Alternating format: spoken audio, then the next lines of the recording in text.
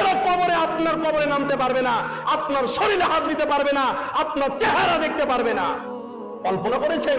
আপনি যদি ভাবি হয়ে থাকেন, আপনার দেবর কবরে নামতে পারবে না, আপনার শ্বশুর কবরে নামতে পারবে না, আপনার ভাসুর কবরে নামতে পারবে না।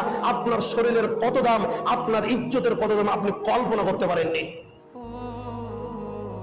আপনার দেবর আপনার শরীরে হাত দিতে পারবে না মরে যাওয়ার পরও। আপনার ভাসুর আপনি মরে যাওয়ার পরও আপনার শরীরে হাত দিয়ে কবরে রাখতে পারবে না। আপনার শ্বশুর আপনার ভাসুর ওই কবরে রাখতে পারবে না। আপনার চাচাতো ভাই আপনার শরীরে হাত দিতে পারবে না।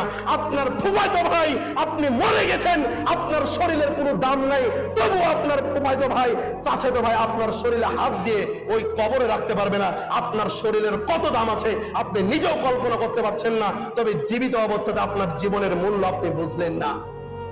আপনি মরে গেছেন, আপনার মৃত্যু হয়েছে, বডির কোনো দাম নাই, তবু আল্লাহ বিধান দিয়েছে কবরে তার নিজের বাবা নামাবে, কবরে তার নিজের স্বামী নামাবে, কবরে তার নিজের ভাই নামাবে, কবরে তার নিজের মামা নামাবে।